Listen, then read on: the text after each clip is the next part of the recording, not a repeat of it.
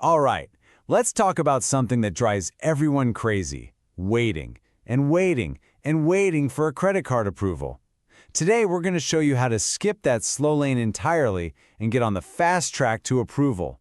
And the secret? It's all about having your documents in perfect order before you even start. Sound familiar? Yeah, you've been there, right? You did everything they asked for, you sent it all in, and then crickets. It feels like your application just fell into a black hole. It's super frustrating, but the answer to what's wrong is almost always way simpler than you'd think. Yep, that's it. That's the big secret. The #1 reason for delays isn't some hidden trick or a problem with your credit score. Nope. It's the documents. The biggest thing standing between you and that new card is probably a small, totally avoidable mistake on a piece of paper. Okay, so let's crack this case. We're going to solve what I call the great rejection mystery. Why do so many applications get stuck in this weird limbo? It's not really a mystery at all. It's a process, and we're about to pull back the curtain and show you exactly how it works. Think of it like two different roads your application can take. On the fast track, with perfect documents, verification is a breeze. We're talking 2 to 5 days, and you're done. But make one tiny error, just one little mismatch, and suddenly you're on the slow road. That quick process explodes into weeks, maybe even months of waiting. That's what's at stake. So, how do you guarantee you stay on that fast track? Well, it all starts before you even think about hitting that submit button. You need to assemble what we're calling your Essential Document Toolkit. This is your pre-flight checklist for a smooth, fast journey to getting approved. First up, the basics. These are the non-negotiables. Every single bank is going to ask for identity proof, think your Aadhaar or passport, and address proof, like a recent utility bill. But let me be crystal clear about one thing. The PAN card is the absolute king here. It is mandatory. No exceptions, no workarounds. Without it, your application is dead on arrival. Okay, next is income proof. And this is where things split depending on who you are. If you're salaried, it's pretty simple. They want to see your last few salary slips, your Form 16, and bank statements showing that salary hitting your account. But if you're self-employed, the bar is higher.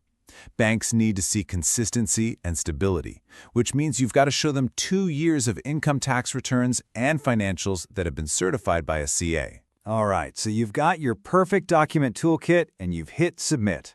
What happens now? What's going on behind the scenes? Let's take a look inside what I call the approval machine to see the real journey your application takes step by step. So, your application doesn't just go to one person. It's a journey. For the first day or two, it's all digital checks.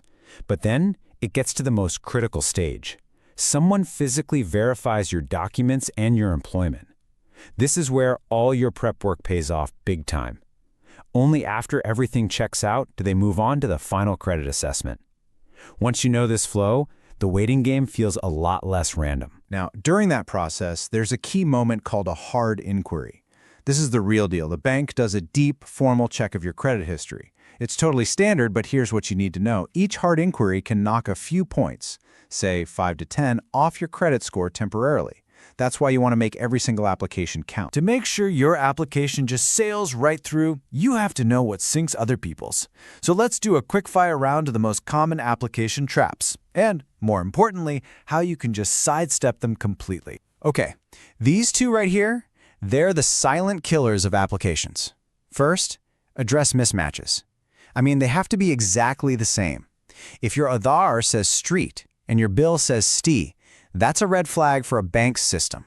It needs to be a perfect match. Second, outdated documents. A salary slip from 3 months ago to a bank, that's ancient history.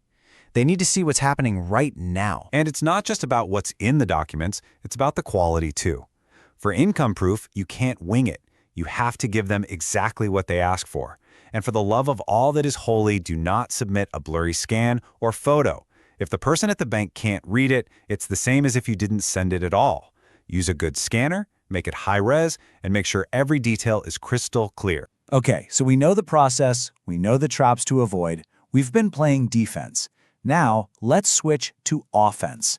Let's talk about the insider strategies you can use to not just get approved, but to get into that approval fast lane.